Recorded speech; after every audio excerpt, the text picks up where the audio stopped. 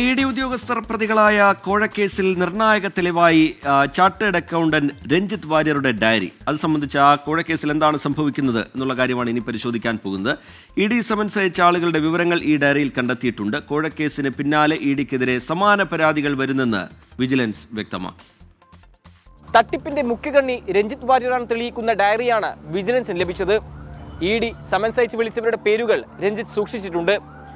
തട്ടിപ്പിനിരയാക്കേണ്ട ആളുകളെ തെരഞ്ഞെടുക്കുന്നതിലും രഞ്ജിത്തിന് മുഖ്യ പങ്കുണ്ടെന്നാണ് വിജിലൻസിന്റെ പ്രാഥമിക നിഗമനം. ഇയാളുടെ ഫോണും ലാപ്ടോപ്പും ഫോറൻസിക് പരിശോധനയ്ക്ക് അയച്ചു.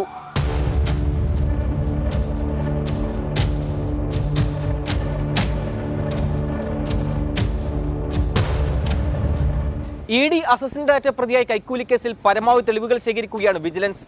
പ്രതിപട്ടികയിൽ കേന്ദ്ര ഏജൻസിയുടെ ഉന്നത ഉദ്യോഗസ്ഥനായതിനാൽ തെളിവുകൾ ശേഖരിക്കാതെ തുടർ നടപടി സ്വീകരിച്ചാലുണ്ടാകുന്ന പിഴവ് വിജിലൻസ് സേനയ്ക്ക് ആകെ നാണക്കേടാകും. ഇ.ഡിക്കെതിരെ കൂടുതൽ പരാതി ലഭിക്കുന്നുണ്ടെന്നാണ് വിജിലൻസ് SP എസ് ശശിധരന്റെ പ്രതികരണം.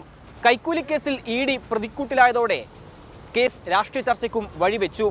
തുറന്നുകാട്ടപ്പെടുന്നത് ഇ.ഡിയുടെ അഴിമതി മുഖമെന്നും ഇ.ഡി. പലപ്പോഴും തെളിവില്ലാതെ കേസുകൾ കെട്ടിച്ചമയ്ക്കുന്നുവെന്നും ദേശാഭിമാനി കുറ്റപ്പെടുത്തി. ചങ്ങലേക്ക് ഭ്രാന്ത് പിടിച്ചെന്നായിരുന്നു CPM ജനറൽ സെക്രട്ടറി MA ബേബിയുടെ വിമർശനം. അഴിമതി തടയാൻ കൂടി ഉദ്ദേശിക്കപ്പെട്ടുള്ള എൻഫോഴ്സ്മെൻറ്റ് ഡയറക്ടറേറ്റ് തന്നെ അഴിമതിക്കാരാണ് എന്ന് വ്യക്തമാവുന്ന തെളിവുകളാണ് പുറത്തു വന്നിട്ടുള്ളത്. ചങ്ങലയ്ക്ക് ഭ്രാന്ത് പിടിക്കുക എന്ന് പറയുമല്ലോ, വേലി തന്നെ വിളവ് തിന്നുക എന്ന് പറയുമല്ലോ, ഏതാണ്ട് അതുപോലുള്ള ഒരു സ്ഥിതിവിശേഷമാണ് ഇപ്പോൾ ഉണ്ടായിരിക്കുന്നത്.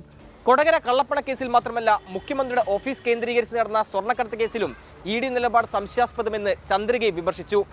കേസിൽ കസ്റ്റഡിയിലുള്ള പ്രതികളുടെ ചോദ്യം ചെയ്യൽ പുരോഗമിക്കുകയാണ്. കൊച്ചിയിൽ നിന്ന് നിതിൻ അംബുജൻ, 24.